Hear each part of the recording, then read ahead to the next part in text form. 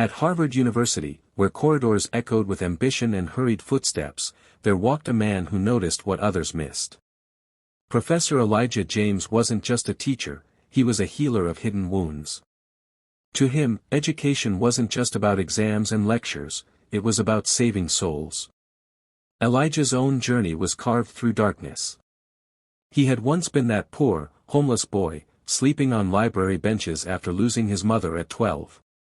Those benches became his sanctuary, a place where his mother's whispered prayers still lingered. One day, an old white professor at that same library had told him, "Don't hide in books, son. Use them to change the world." Those words became Elijah's lifelong compass.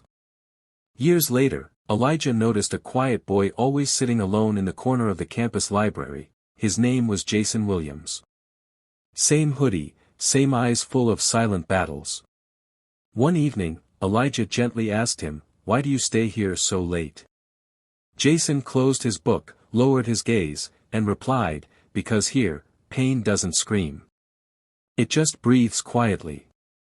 That night, Elijah found Jason sleeping on the sidewalk, wrapped in a newspaper. Without a second thought, he brought him home. "This world is cruel, Jason," he said, "but you're not alone in it. You're with me now." Jason's story was soaked in suffering. "My mom cried herself to sleep every night," he whispered.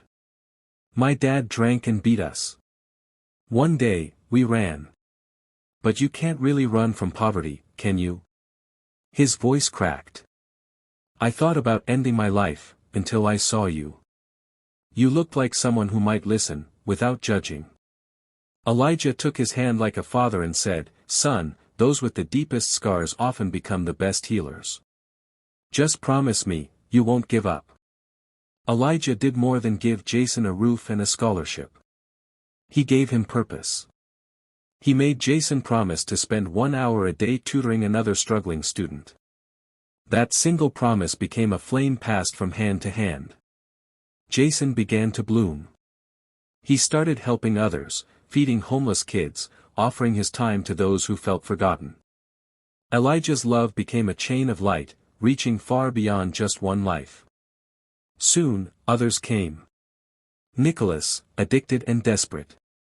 Lisa, secretly pregnant and scared. Mark, silently battling depression.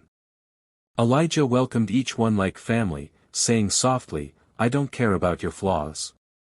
I care about your story."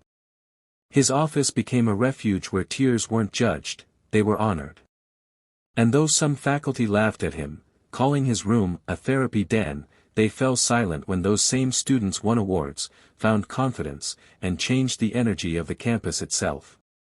Eventually, Harvard created the Elijah James Center for Hope, where students could speak their truth without fear. It was more than a building, it was a lifeline.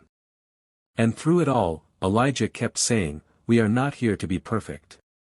We are here to be human." Years passed.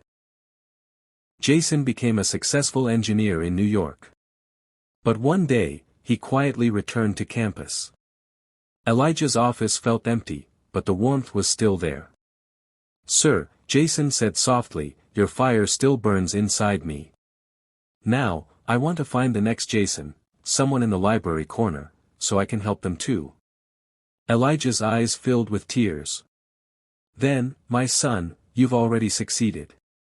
One ordinary morning, Elijah passed away peacefully, sitting under his favorite tree on campus. In his coat pocket was a letter addressed to Jason. The note read, "The day your wounds help someone else heal, you've won. Even if the world forgets you, your conscience remembers.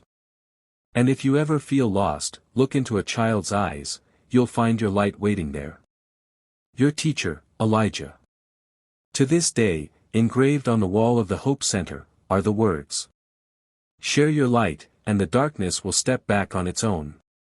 And every Friday, Jason sits quietly in a corner of the library, waiting for that one lost soul, just like he once was. When he finds them, he walks over, smiles gently, and says, "Hey, kid, you're not alone anymore."